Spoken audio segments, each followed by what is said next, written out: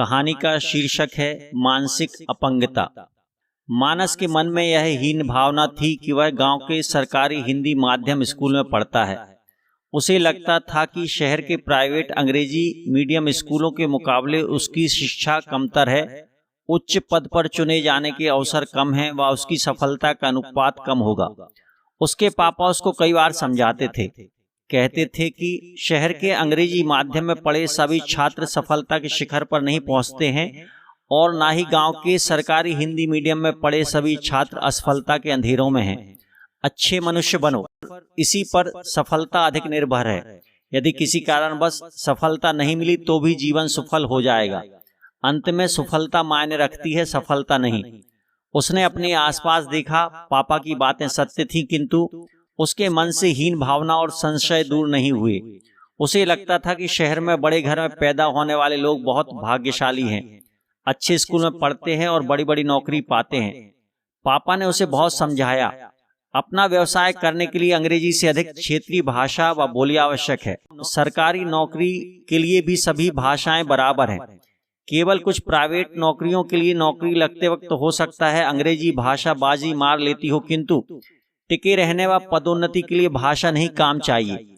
आवश्यकता पड़ने पर हम नौकरी या व्यापार की भाषा कभी भी सीख सकते हैं। पिताजी की बातें मानस हवा में उड़ा देता था। उसे लगता था कि ये गांव के मामूली इंसान क्या जाने, इन्होंने गांव के बाहर की दुनिया देखी नहीं है, कभी नौकरी की नहीं है और कभी कॉलेज गए नहीं है। उसे नहीं पता था कि जीवन के अनुभव लेने वाले पर निर्भर होते हैं। प्रत्येक व्यक्ति किसी देश काल व परिस्थिति में कोई भी अनुभव ग्रहण कर सकता है। मानस खो खो का माहिर खिलाड़ी था। उसके कारण उसकी स्कूल टीम जिला स्तरीय, संभाग स्तरीय व राज्य स्तरीय प्रतिस्पर्धा में प्रथम रही थी। टीम को अब राष्ट्रीय प्रतिस्पर्धा में भाग लेना था। प्रतिस्पर्धा दिल्ली में होनी थी। नियत दिन टीम गांव से विदा हुई। शिक्षकों व पालकों ने आशीर्वाद व शुभकामनाएं दी। दिल्ली में टीम को खेल गांव में रुकवाया गया। वहां पर अन्य खेलों, राज्यों व स्कूलों की कई टीमें आई हुई थीं। वहां पर अंग्रेजी माध्यम स्कूलों की टीमें भी आई हुई थीं। मानस की टीम का पहला मुकाबला उसी एक टीम से होना था। यह जानकर उसकी हीन भावना उभर आई थी।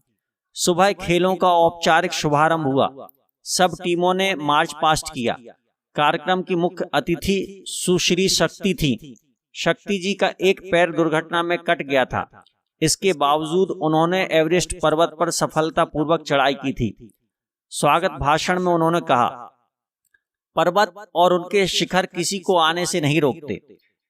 वे पहाड़ और मैदानी इलाके में रहने वालों के लिए समान रूप से उपलब्ध हैं। यह अलग बात है कि पर्वतवासियों का शरीर पर्वतारोहण के लिए अधिक अनुकूल है, किंतु मैदानवासी श्रम और अभ्यास से अपने शरीर को अनुकूल कर सकते हैं। अपंगता भी पर्वतारोहण में बाधा बन सकती है। शारीरिक अपंगता से अधिक महत्वपूर्ण मानसिक अपंगता है।